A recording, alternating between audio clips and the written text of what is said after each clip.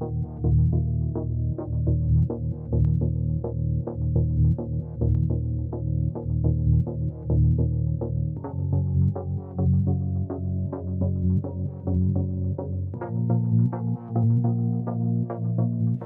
are getting ready for the next City Council meeting set for 6 p.m. on Tuesday, October 19th, 2021. From Farmers Branch City Hall, this is Council Countdown here on FBTV. Hello again, everyone. I'm Jeff Brady.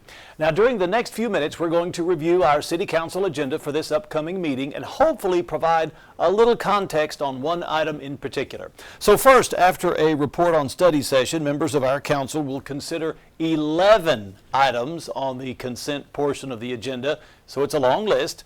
Agenda item I-1 is to consider approving the minutes from the last City Council regular meeting, and that was held on September 21st. Agenda items I-2 and I-3 are to consider approving resolutions authorizing the execution of the residential demo rebuild program incentive agreements for the owner of the properties located at 3150 and 3243 Damascus Way. Applicant 360 Investments LLC is applying for the demolition rebuild incentive for two existing residences located, as we said, at 3150 and 3243 Damascus Way, which have improved valuation excluding the land value of $132,000 and $120,000 respectively. Both incentives are for the range of $100,001 up to $150,000, which includes a 5-year rebate of municipal taxes based on the difference between the original and new home appraised value, excluding the land value, as determined by the Dallas County Appraisal District, DCAD, and a $10,000 demolition grant. City Administration recommends approving this resolution. Agenda item I-4 is to consider approving a resolution authorizing another execution of a residential demolition rebuild program incentive agreement for the owner this time of a property located at 13460 Briar Brook Drive. In this case, applicants James and Helen Buron are applying for the demolition rebuild incentive for an existing residence located at, as we said, 13460 Briar Brook Drive, which has an improved valuation excluding the land value, again, of $344,000, and the incentive for the range of $150,000 and over includes a 7-year rebate on municipal taxes based on, again, the difference between the original and new home appraised value excluding the land value as determined by DCAD. And also, the city also recommends approving this resolution. Agenda item I.5 is to consider approving a resolution authorizing our city manager to execute an agreement with Advanced One Development for the installation of an elevated flare at Camelot Landfill. Now, as you may know, the city owns and is the permittee for Camelot Landfill, a Type 1 municipal solid waste landfill located in Louisville. Over time, methane gas develops at all landfills. And in order to comply with the facility air permit and state regulations, the city has to capture and control this landfill gas produced at our facility. The amount of gas produced by the landfill has reached the maximum combustion capacity of our existing flare. On September 21st, City Council approved the purchase of a new elevated landfill gas flare and blower from John Zinc Company, LLC, which will handle more of our landfill gas. This resolution is to award a bid to construct necessary infrastructure and to install this new flare and blower. The bid was distributed to several companies with 3 responding and submitting bids. The bid accepted was received from Advanced One Development in the amount of $116,500, and our city administration recommends approving this resolution. All right, agenda item I-6 also concerns our Camelot landfill. It is to consider approving a resolution authorizing the city manager to negotiate and execute a 4th contract amendment with Camelot Landfill TX LP. Now, the city has contracted with Camelot Landfill TX LP, this company, since 2008 to operate our landfill, Camelot Landfill. And in May of 2018, the city executed a 3rd contract amendment which allowed the company to mothball their construction and demolition landfill in Louisville and then divert the waste material from it to our Camelot landfill. This provided funding to the city for a new scale house and maintenance facility at Camelot. The original contract set a cap on the amount of waste the company could dispose at Camelot Landfill. However, due to the pending closure of another neighboring major landfill in December in our area, more landfill space is required. That's the bottom line. So shortening the term of the city's third contract amendment would allow Republic Services to reopen that Louisville landfill in order to accept construction and demolition waste. Additional municipal solid waste would then be disposed of at our Camelot landfill. So this fourth contract amendment presented for Council's consideration provides for 5 things, basically. 1, reopening of the Louisville landfill. 2, a minimum operational lifespan of Camelot landfill. 3, it converts the annual solid waste disposal cap to tons. 4, it allows the landfill operator to bring soil throughout the life of the landfill without paying royalties to the city. And 5, it provides a pathway for mulching and or composting at Camelot Landfill. So it's a lot to remember, but that's what the city will be considering. And city administration recommends approving this resolution. And now to provide just a little context on this issue, because it is complex, is our in-house expert, our Director of Sustainability and Public Health, Shane Davis. So Shane, thanks for coming in today. Thanks for the invite, Jeff. All right. So explain to us the setting of this. If you go back in time a few years, why did we want the Louisville landfill shut down initially? Well, for anyone that's been to Camelot Landfill, our old scale house had 1 scale, and that meant for weighing in and weighing out. Okay. So essentially it was a bottleneck for our operations. So we just had 1 scale, and that was creating a bottleneck getting in. And getting in, getting out. And getting out, yeah. So in order to handle the waste volume we knew was going to come to Camelot in the near future, we needed more scales. Right. And also, Corporate Drive was going to be built, sometime in the mid-20s. So we needed our scale house on the other side of Corporate Drive. And we needed a way to pay for that. We needed a way to pay for it, exactly. Yeah, so Republic Services, who owns Camelot Landfill TXLP, agreed to mothball or shut down the Louisville landfill and diverted all that waste to Camelot. So that additional revenue is what we use to fund our construction project. So we partnered with Louisville. Very much so. They shut down their landfill, and we got the revenue. Correct. And that paid for the new scales. Yes, sir. Okay.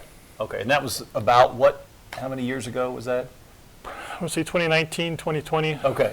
So just a couple of years ago. Yeah. So, and we want it reopened now. So we want that Louisville landfill reopened, and why? Yeah, so within the disposal market, we have a large landfill right next to us. And most folks coming up 35 see a large landfill. That is not Camelot Landfill. That is actually a DFW landfill. That's DFW landfill. And that's owned and operated by Waste Management. That landfill is shutting down at the end of this year. Because it's full. It is full, correct. So that municipal solid waste has to go somewhere, and we're the next logical location. From a revenue standpoint, the municipal solid waste makes more money. We can charge a higher fee versus construction demolition. So we want the municipal solid waste and not the construction and demo stuff. Correct, and we're very appreciative of the C&D when it came in, but this is a chance to kind of get the C&D back to the C&D landfill and let the MSW waste come into our facility. And that Louisville landfill is specifically for construction and demolition. Correct, it cannot take municipal solid waste. And so why is this big picture, why is this big good for Farmers Branch, this change? Well, over time, the MSW, as we talked about, is a revenue increase for us just because of the type of waste.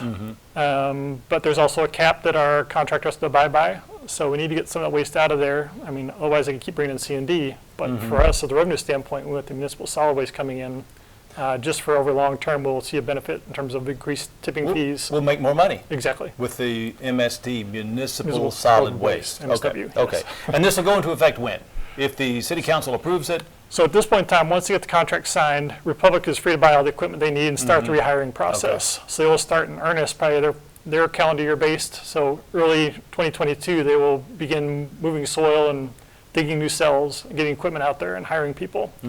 So early 2022, they will begin doing that process. So I expect second quarter of calendar year 2022 to see the change. So next year. Yes, sir. Yeah, okay.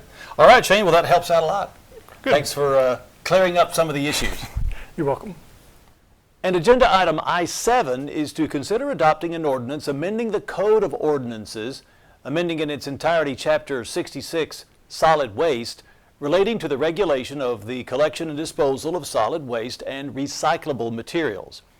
In April of 2021, the city offered residents living east of I-35 a chance to participate in a pilot program for the use of vendor-supplied carts for garbage collection. Now, due to the success of the program, all residents living in single-family homes will now have the option to use garbage carts going forward. However, the current ordinance prohibits the use of personal or vendor-supplied carts for garbage collection for residences east of I-35. In addition, recent changes to the Code of Ordinances, Chapter 56, Property Maintenance, changed the screening requirement for vendor-owned rollout carts. Chapter 66 needs to mirror this language to avoid conflict between the chapters of the city's Code of Ordinances. And finally, staff has faced challenges with different commercial entities within Farmers Branch regarding insufficient size or service for dumpsters and the containment of solid waste within the dumpster or solid waste container.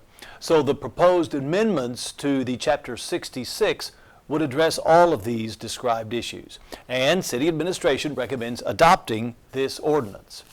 Okay, agenda item I-8 is to consider adopting an ordinance amending Chapter 2 Administration, Article 2, Board Committees and Commissions, Division 9A, Art and Culture Committee, by amending a Scrivener error in Section 2-257, Purpose and Authority, and Chapter 2 Administration, Article 2, Board Committees and Commissions, Division 10, Senior Advisory Board, amending Section 2-266, Organization, Meetings, Rules of Procedure, Quorum, Vote of the Code of Ordinances, and then also Section 2-268, Duties and Responsibilities relating to the organization, meetings, and duties of the Senior Advisory Board.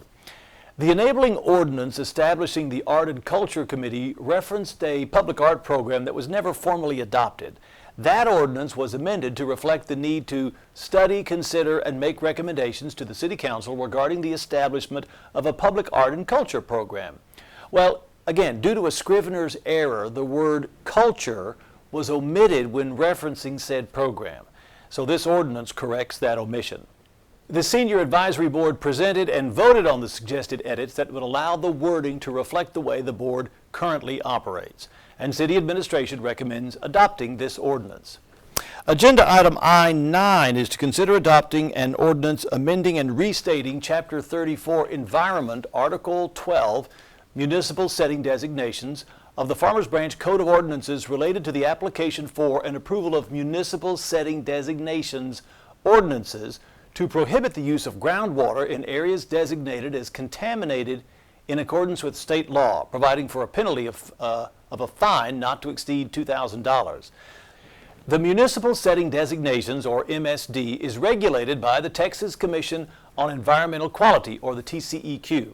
MSD provides an alternative used as a form of groundwater remediation when groundwater at a potential development location within a city has contaminants.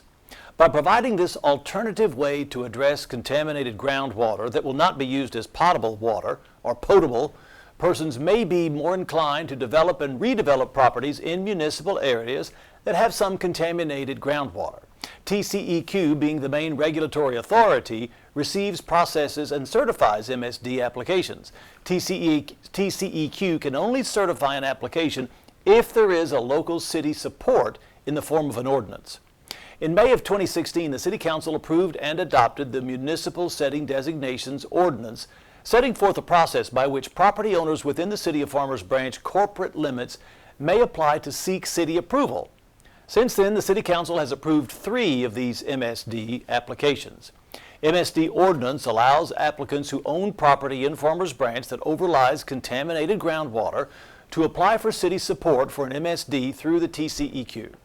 The City MSD ordinance serves as a guidance document to the applicants seeking MSD.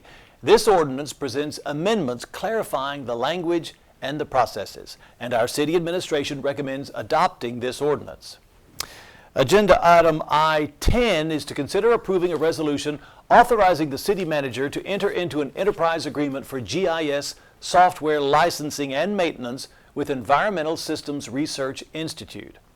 The City of Farmers Branch has been using ESRI products to meet our Geographic Information System, or GIS, needs for 25 years. And historically, we have used GIS for map creation, but our requirements have matured far beyond that basic need. Currently, GIS data and associated software applications are being used by many city departments to engage citizens, assist in planning efforts, respond to emergencies, and better manage utility field repairs. The ESRI software and its accompanying data are also integral to several other software solutions, including the computer-aided dispatch system utilized by our police and fire and the Tyler ERP software. So in order for the city to continue the advancement of its GIS program, it'll need to continue using the more inclusive, cost-effective, and flexible software licensing model, which ESRI calls the Small Municipal and County Government Enterprise Agreement, or EA. The EA allows the city to take advantage of multiple of newer ESRI applications while providing more users access to the software platform. This agreement also provides full software maintenance and support, including access to future upgrades, possible updates, and patches. The EA is a 3-year agreement with an annual cost of $38,500 for a total contract value of $115,500. After this 3-year term, the contract may be renewed for an additional 3-year term. ESRI's software is proprietary and is only available through them. They do not work with resellers, therefore this will be a sole source procurement, and the city administration recommends approving this resolution. And finally, agenda item I-11 is to consider approving a resolution adopting the Texas term sheet and its intrastate allocation schedule regarding the global opioid settlement in the amount of $94,532. So the City of Farmers Branch obtained information from the Texas Attorney General indicating that certain drug companies and corporate affiliates, parents, subsidiaries, and such other defendants have engaged in fraudulent and or reckless marketing and or distribution of opioids that have led to addictions and overdoses, which have resulted in financial costs to cities. Funds received by the city in the settlement may be used for FDA-approved drugs to reverse opioid overdoses, prevention, and education programs within the community, and first responder training related to coming in contact with opioids in the course of their duties, to name a few services. This allocation method for opioid settlement proceeds is known as the Opioid Abatement Fund for Council, as well as the Settlement Allocation Term Sheet, and our city administration recommends approving this resolution. And that is it for the consent agenda. Here are some other items coming up before the council on the regular agenda. Agenda item J.1 is to consider a public hearing and consider adopting an ordinance for a specific use permit and associated detailed site plan regarding open storage on an approximate 10.66 acre property located at 4721 Simonton Road. Item K1 is to consider adopting ordinance number 3708, amending the Code of Ordinances, Chapter 56, the Property Maintenance Code, to include a new exemption for parcels used for cropping purposes from certain mowing and outside storage requirements of Chapter 56, and take appropriate action. And agenda item K2 is to receive a third quarter economic development update. In addition, as always, the city may recess into closed session, but will then reconvene into regular session to take any necessary action. For more information on those items or the full agenda, you can log on to farmersbranchtx.gov. And that'll do it for the October 19th agenda. Every regular meeting of the Farmers Branch City Council can be seen live here on FB-TV, that is Spectrum Channel 16 in Farmers Branch, AT&T UVerse Channel 99 throughout the Metroplex, or online at www.farmersbranchtx.gov. This meeting will also be streamed live on YouTube and Vimeo. This program will be made available simultaneous to agenda posting on the Friday before each regular City Council meeting, and it will air prior to the live meeting as well as before all council meeting replays right here on FB-TV. And that replay schedule, by the way, is 6 p.m. 7 days a week. In the meantime, the October 19th meeting of the City Council is scheduled to start at 6 p.m. this Tuesday evening at Farmers Branch City Hall. Please note that all meetings are subject to change, so check the city's website for updates or call us at City Hall at 972-247-3131 for more information. Until then, I'm Jeff Brady. You are watching continuing coverage of the Farmers Branch City Council here on FB-TV. Please stay with us.